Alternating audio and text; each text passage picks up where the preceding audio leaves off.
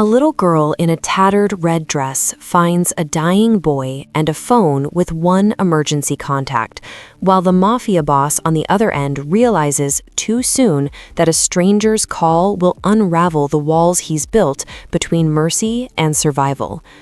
On a rain-slicked sidewalk where most would walk past, one desperate phone call bridges two impossible worlds.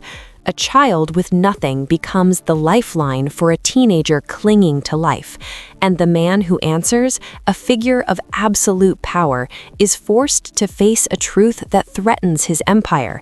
In a world built on control, compassion is the most dangerous vulnerability of all. Lila's fingers trembled as she pressed the green call button. The phone was too expensive for her small hands, its screen reflecting the neon glow of a distant convenience store sign. The boy beside her, Ethan, according to the wallet she'd found, lay motionless except for the shallow rise and fall of his chest. Rain had plastered his dark hair to his forehead, and a thin stream of blood traced from his temple to the cracked pavement. The line clicked. Silence stretched for 3 heartbeats. "Who is this?" The voice that answered was low, controlled, but edged with something sharp enough to cut. It spoke with the kind of authority that didn't ask twice. "There's a boy," Lila whispered, her words tumbling over each other. "He fell, I think, or maybe someone hurt him. He's not waking up, and I don't know what to do." Another pause. When the man spoke again, his tone had shifted, barely perceptible but unmistakable. Fear wrapped in steel. "Where are you?" "Corner of 8th and Ashland, by the old theater." Lila pressed her free hand against Ethan's wrist, searching for the pulse her grandmother had once taught her to find. It was there, faint and uneven. "His phone says emergency contact, father. Are you his father?" "Yes." The word came fast, clipped. "Is he breathing?" "Yes, but—" "Keep him warm, don't move him. I'm 10 minutes away." There was a muffled sound, orders being barked in Korean, car doors slamming. "What's your name?" "Lila." "Lila." He said it carefully, as though memorizing it. "You did the right thing calling me. Stay with him. Can you do that?" She looked down at Ethan's pale face, at the way his fingers had curled into the fabric of his jacket. Something about him reminded her of the stray cat she used to feed behind her old apartment. Something fragile, pretending to be fierce. "I won't leave him," she promised. "Good girl." The line didn't disconnect. She could hear him breathing, could hear the roar of an engine accelerating, the squeal of tires taking a corner too fast. "Lila, is there anyone else around? Anyone watching?" She glanced up and down the empty street. The rain had driven everyone inside, leaving only the hiss of water against asphalt and the distant wail of a siren that never seemed to get closer. "No one. Keep it that way." His voice dropped to something almost gentle, almost dangerous. "If anyone approaches before I arrive, you run. Understand? You run and you don't look back." But Lila had already made her choice. She pulled off her worn red cardigan and draped it over Ethan's chest, then settled herself beside him on the cold ground, the phone pressed to her ear, listening to the sound of a father racing through the night to save his son. She didn't know yet that fathers like Kang Junseok didn't just save, they destroyed anything that stood in their way. The gates opened without a sound, iron teeth parting to reveal a driveway lined with cherry trees that looked ghostly in the pre-dawn light. Lila pressed her face against the car window, her breath fogging the glass as the estate came into view, a sprawling structure of white limestone and dark wood that seemed to rise from the manicured grounds like something from a dream she couldn't quite remember. Beautiful, isn't it? The man sitting across from her, Junseok had called him, spoke with the practiced neutrality of someone who'd learned to reveal nothing. He'd been kind enough during the ride, offering her a blanket when she shivered, but his eyes never stopped moving, cataloging exits and threats with mechanical precision. Lila glanced, though beautiful felt like the wrong word. The estate was perfect in a way that made her nervous, like a museum where she wasn't supposed to touch anything. They'd taken Ethan away in an ambulance hours ago, Junseok disappearing with him in a blur of barked commands and flashing lights. But before he left, he'd looked at Lila, really looked at her, with eyes that seemed to see straight through her tattered dress and muddy shoes to something underneath, and said, "You'll come with Min-jun. I'll find you when Ethan is stable." It hadn't been a question. The car stopped beneath a portico supported by columns carved with dragons. Min-jun opened her door and gestured toward the entrance. "This way." Inside, the foyer stretched upward 3 stories, a chandelier of crystal and iron hanging like a frozen waterfall above black marble floors. Leela's shoes squeaked as she walked, leaving faint, wet prints that a woman in a crisp uniform immediately moved to wipe away. Paintings in gilt frames lined the walls, landscapes and portraits of stern-faced men.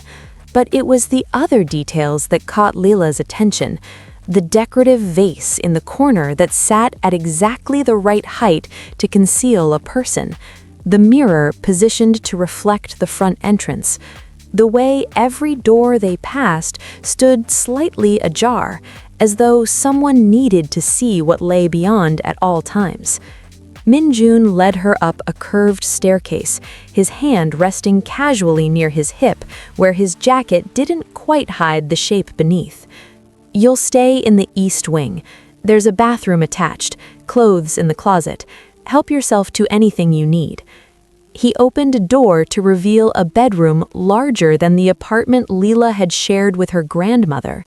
A 4-poster bed dominated the space, its white linens pristine and untouched. Floor-to-ceiling windows overlooked a garden where stone lanterns glowed softly in the gathering dawn. "Mr. Kang will send for you when he's ready." Min-jun's expression softened slightly. "You're safe here, Leela, but don't wander. Some doors aren't meant to be opened." He left her there, and in the silence that followed, Leela noticed what he hadn't said. The window didn't open. The door had a lock, but only on the outside, and the beautiful garden below was surrounded by a wall topped with something that glinted sharp in the emerging light. She was safe, yes, but she was also a prisoner in paradise. Leela found Ethan 3 days later in a room at the end of the West Wing, slumped in a leather chair with his head tilted back and his eyes closed. A book lay open on his lap, something in Korean she couldn't read, and an untouched breakfast tray sat on the table beside him. The bandage on his temple had been replaced with a smaller one, but the bruising had spread, painting his cheekbone in shades of purple and yellow. She'd been told not to disturb him, Min-jun made that clear, but she'd also been the one who'd kept him breathing on that rain-soaked sidewalk, and that felt like it gave her certain rights. "You're the girl." Ethan's eyes opened, dark and assessing. He didn't sound grateful. "The one who called." "Leela." "I didn't ask for your name." He shifted in the chair, wincing slightly. "I didn't ask for you to get involved." She should have left then, should have backed out of the room and let him nurse his wounds and his pride in private. But something in his voice, the brittleness beneath the hostility, made her stay. She'd heard that tone before, in her own voice, after her grandmother died. "You're welcome," she said quietly. Ethan's jaw tightened. He opened his mouth to respond, then stopped. His expression changed, a flicker of something like panic crossing his features. His hand went to his chest, fingers pressing against his shirt as his breathing quickened, shallow and rapid. Lila moved without thinking. She'd seen this before too, in her grandmother during the last months. She knelt beside him, her voice steady. "Look at me, count with me. 1, 2, 3, 4. Get out!" The words came through gritted teeth. "If he finds out..." "Who? Your father?" She kept counting, her hand hovering near his without touching. 5, 6, 7, 8. "He'll think I'm weak." Ethan's eyes were wide now, unfocused. "He'll pull me from school, lock me up here like some..." 9, 10. Lila reached for the water glass on the tray, pressing it into his hands. "Drink," Slowly. He obeyed, and gradually the color returned to his face, his breathing evening out. The silence that followed felt fragile, like glass about to break. "How did you know?" Ethan's voice was barely audible. "My grandmother had panic attacks after my grandfather died." Lila settled onto the floor beside his chair, her back against the wall. "She used to count in Portuguese. I learned to count with her." Ethan studied her for a long moment, as though seeing her for the first time. "You won't tell him?" "No." "Why?" Because she knew what it was like to need secrets in a house full of watching eyes. Because she understood that sometimes survival meant hiding the parts of yourself that others might use. Against you. Because despite his hostility, or maybe because of it, she recognized him as someone just as trapped as she was. "Because you didn't ask for my help," she said simply, "but you needed it anyway." Something in Ethan's expression softened. Not quite trust, not yet, but the beginning of something that might, with time, grow into it. The marketplace smelled of ginger and sesame oil, of fresh fish laid out on ice, and chrysanthemum tea steaming from street vendor carts. Leela walked half a step behind Minjun, her eyes wide as she took in the chaos of color and sound, so different from the hushed elegance of the estate. He'd offered her this trip as a reward, a chance to pick out clothes that actually fit, and she'd accepted before he could change his mind. "Stay close," Minjun said, though his tone was more resigned than stern. He'd grown softer toward her over the past 2 weeks, sometimes slipping her extra dumplings at dinner when he thought no one was watching. She nodded, her attention caught by a stall selling hair ribbons in every shade imaginable. As she reached for a red one, the color of her dress that night on the sidewalk, she caught her reflection in the mirror propped against the vendor's table. And behind her reflection, another face. A man in a gray jacket, standing too still among the moving crowd, his phone raised as though taking a photo. Leela's hand froze. She'd learned to notice things in the Kang household, the way guards positioned themselves at intersections of hallways, the way conversations stopped when she entered rooms. This felt the same, but sharper, more predatory. She released the ribbon and moved to the next stall, pretending to examine a display of jade bracelets. The man in gray followed, maintaining his distance but never quite looking away. Minjun was 3 stalls ahead now, distracted by a phone call, his back to her. Her grandmother's voice echoed in her memory. "When you feel hunted, Mihinya, don't run. Hunters chase what runs. Become part of the scenery instead." Leela ducked beneath the jade vendor's table, emerging on the other side near an elderly woman selling dried herbs. She wove between shoppers, keeping low, doubling back toward Minjun.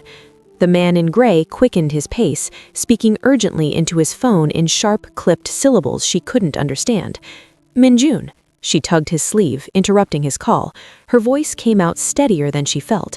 "There's someone following me." His transformation was immediate. The gentle handler vanished, replaced by something cold and efficient. His eyes swept the crowd, landed on the man in gray, and narrowed. "Where?" "Near the fish stall." "Gray jacket." Minjun's hand moved inside his coat. He spoke rapidly in Korean into his phone, then crouched to her level. "Did he touch you? Say anything?" "No, just watching, taking pictures." "Good girl." He pulled her close, shielding her with his body as 2 more men in dark suits materialized from the crowd, moving with purpose toward the gray jacket. "We're leaving. Now."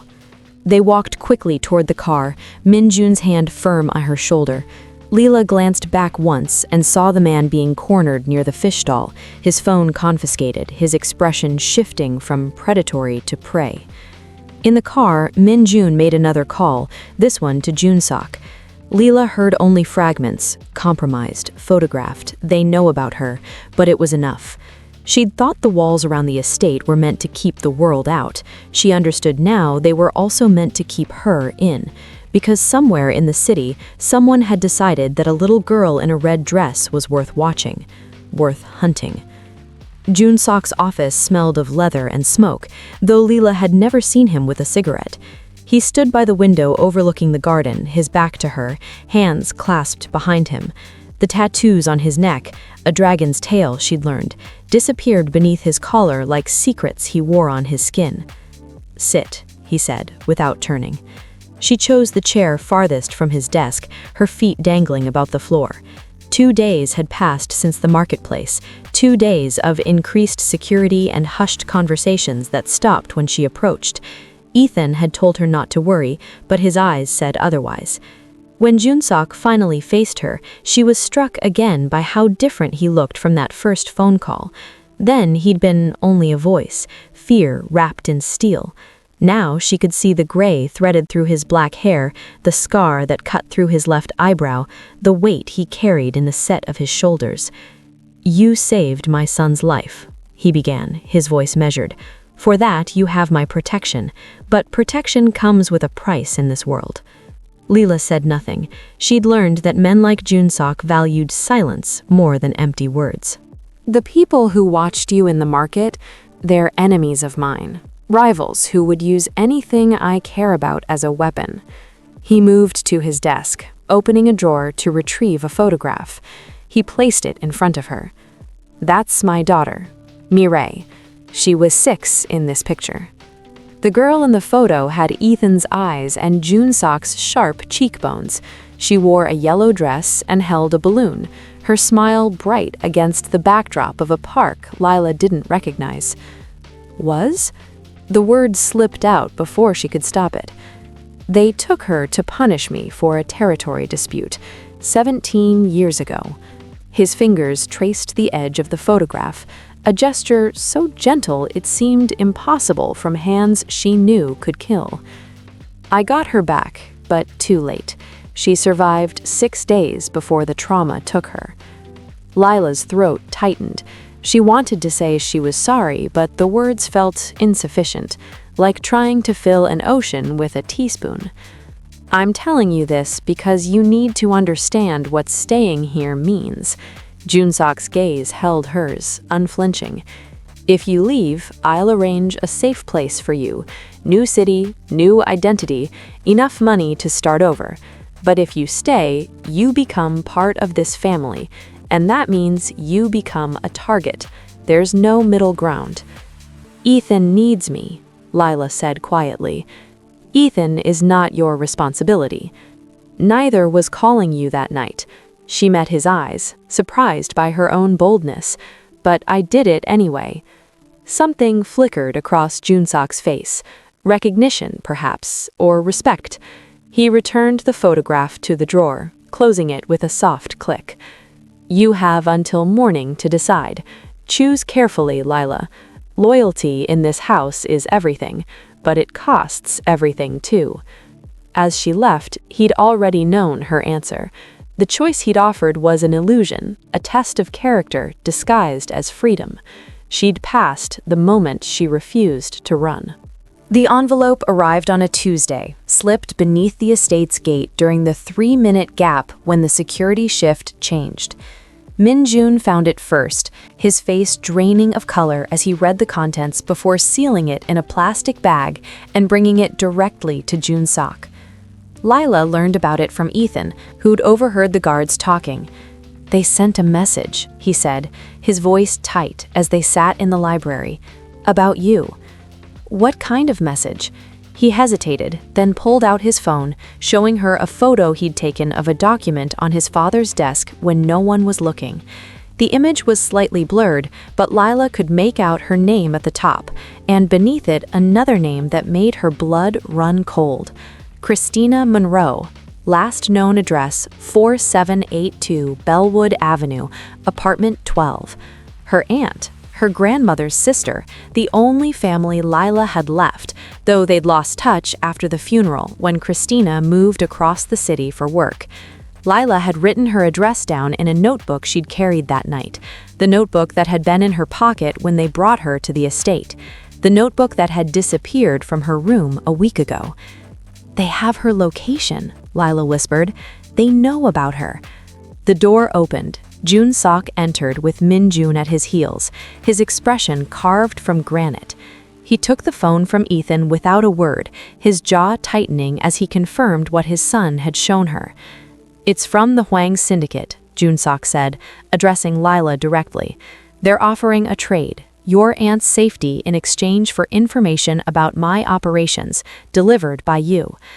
"She doesn't know anything about your operations," Lila said, her voice shaking. "She hasn't even seen me in months." "They don't care about that. They want leverage." He set the phone down, his eyes never leaving hers. "This is what I warned you about. They've connected you to me, and now everyone you've ever known becomes ammunition." Lila's mind raced. Christina worked double shifts at a hospital, came home exhausted, lived alone in a building with broken security cameras. She'd be easy prey. "We have to warn her, move her somewhere safe." "We already tried." Minjun's voice was grim. "She's gone. Left her apartment 2 days ago.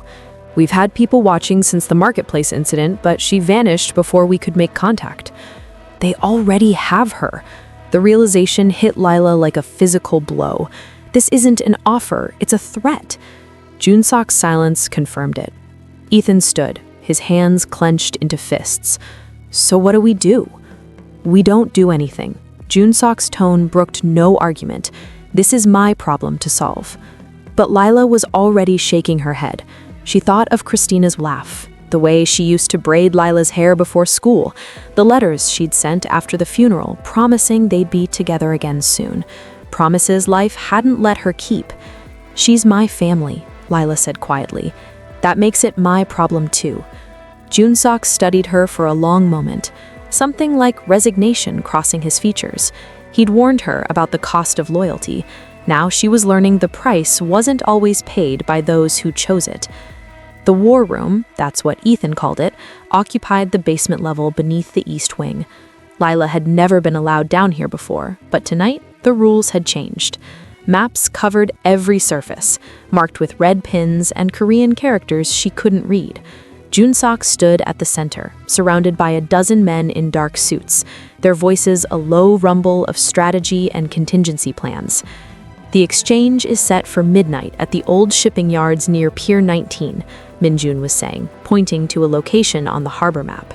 "They want Lila to walk in alone with a USB drive containing our supplier routes and distribution networks." "Which we'll give them," Junseok said flatly. Several men protested at once. He silenced them with a raised hand. "We'll give them a drive. What's on it is irrelevant. They won't live long enough to use it." His finger traced the perimeter of the pier. "Snipers here and here, 2 teams flanking from the warehouse district. We go in fast, extract Christina Monroe, eliminate the Hwang leadership, and send a message that lasts." Lila listened from the doorway, invisible among the chaos. This was Junseok's world, cold calculation dressed as rescue. She understood the necessity of it, even respected the precision. But somewhere in those plans, Christina had become a variable instead of a person, an objective to retrieve rather than a woman who sang off-key while cooking and cried during sentimental commercials. She slipped away while they argued about extraction routes. In her room, Lila laid out everything she'd quietly gathered over the past 3 hours. A black jacket borrowed from the laundry room, a flashlight, the map she'd sketched from memory of the harbor area, she'd been there once with her grandmother to watch the ships, and tucked in her pocket the small knife Ethan had given her weeks ago, just in case. "You can't be serious." She turned to find Ethan in her doorway, his expression caught between horror and admiration. "They're going in expecting a war," Lila said quietly. "But what if Christina's the real target? What if they're counting on your father bringing an army, on the noise and the chaos? Then what are you going to do? Walk in and ask nicely?" "Something like that." She pulled on the jacket. "Nobody looks at children, Ethan. Your father taught me that. Everything in his house is about being seen or unseen. I can be unseen." "You'll get yourself killed." "Maybe." She checked the flashlight's battery. "But I got you to call for help once. I know how to find people who need saving." Ethan grabbed her arm. "My father will lose his mind." "Your father is preparing for the fight he knows how to win. I'm preparing for the one he doesn't see coming." She met his eyes. "I need you to give me a 30-minute head start. Can you do that?" He stared at her for a long moment, then slowly released her arm. "I'll give you 20. After that, I'm telling him everything. 20 is enough." She moved toward the window she'd learned to open despite the lock, the one that led to the garden and the wall with handholds worn smooth by rain. Behind her, Ethan whispered, "Don't make me regret this."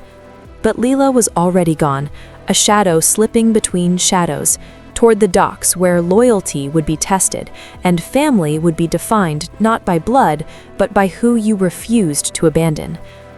The docks smelled of brine and rust, the water lapping against the pylons in a rhythm that almost masked the sound of voices ahead.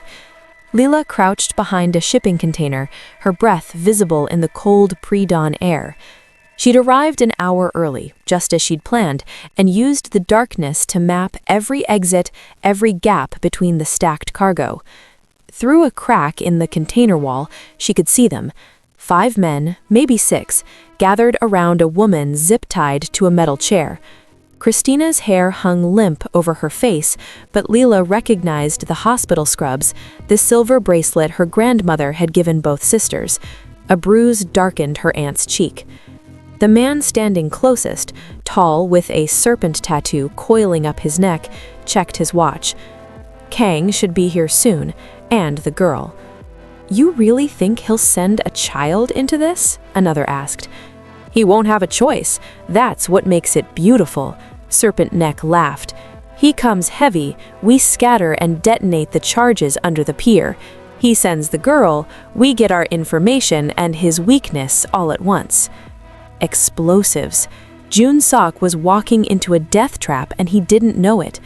Leela's hands trembled as she pulled out Ethan's phone. He'd slipped it into her jacket pocket, she'd discovered, with a text already typed. "Use this if you need us." But if she sent it now, if Junseok's team came in loud, everyone on this pier would die. She had to make them look somewhere else first. Moving carefully, Leela circled to the far end of the warehouse, where a forklift sat abandoned near a stack of pallets. She found what she needed: a chain, a crowbar, and the emergency alarm panel she'd spotted on her first pass. Her grandmother used to say that the best way to hide was to make everyone look the other way. Leela triggered the alarm. Sirens wailed across the dockyards, harsh and immediate. "The hell?" Serpent Neck spun toward the sound. "Check it out, now." 3 men split off, running toward the noise. The remaining 2 stayed with Christina, tense and distracted. It was the opening Leela needed. She moved like a ghost, using the chaos of the alarm to close the distance. When she was 5 feet from Christina's chair, she whispered, "Tia, Christina." Her head snapped up, eyes wide with recognition and terror. "Leela, no, you have to—" "Quiet."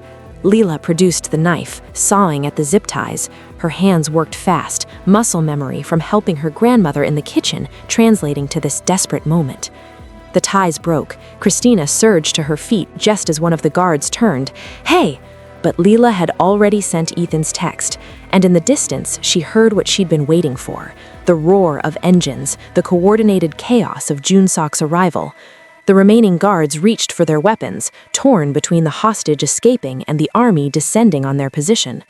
In that moment of hesitation, Leela grabbed Christina's hand and ran toward the water's edge, where a maintenance ladder led down to a service boat she'd spotted earlier. Behind them, gunfire cracked through the morning air, but Leela didn't look back. She'd learned from the best.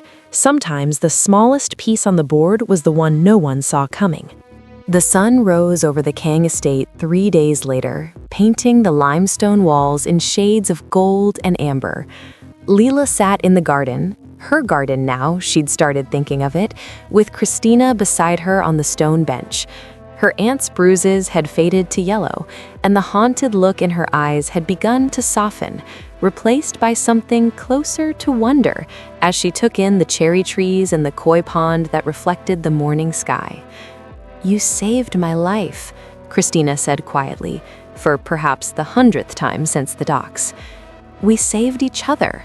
Leela leaned against her aunt's shoulder, breathing in the familiar scent of hospital soap and lavender. That's what family does. Footsteps approached on the gravel path. Junseok walked toward them, Ethan at his side. both dressed casually in a way that made them look almost ordinary. Almost. The past 3 days had been a careful dance of debriefings and medical checks, of Junseok's barely controlled fury at her recklessness warring with something that looked suspiciously like pride. "Miss Monroe," Junseok addressed Christina with formal respect, "Minjun has prepared the West guest suite for you. You're welcome to stay as long as you need, as long as you want." Christina glanced at Lila, then back to Junseok. "I appreciate the offer, but I need to understand what this means. For Lila, for us." "It means your family." Junseok's voice carried the weight of an oath. "And family is protected in this house, no matter the cost." He turned to Lila, and she saw something in his expression she'd never seen before. Not fear masked as control, not calculation dressed as care, but genuine acceptance. "You disobeyed a direct order, put yourself in danger, nearly gave me a heart attack." "I know. I'm sorry for the heart attack part." A smile tugged at the corner of his mouth. "Ethan told me what you said, that I was preparing for the fight I knew, not the one I couldn't see." He crouched down to her level, the way Minjun had that first night in the marketplace. "You were right. I've spent 17 years building walls, training soldiers, seeing threats in every shadow. I forgot that strength isn't always about force." "Mireille would have liked her," Ethan said softly. Junseok's expression flickered with old pain, but it no longer seemed to consume him. Yes, she would have. He stood, offering Lila his hand. "I wanted to show you something." He led them inside to his office, where a new photograph now sat on his desk beside the one of Mireille. It showed Lila at the docks, captured by one of his team's cameras, windswept and determined, helping Christina toward the boat with a fierceness that defied her small frame. "Every leader needs to remember why they fight. Mireille taught me what I could lose. You've taught me what I still have left to protect." Lila looked around the office, at the maps and the weapons concealed in plain sight, at Ethan leaning against the doorframe with his arms crossed, but his eyes warm, at Christina standing uncertainly in this world of shadows and stone. The Kang estate would never be safe, not truly, but standing here, surrounded by people who'd chosen each other despite everything, Lila understood that safety wasn't the same as home. Home was where you fought to stay.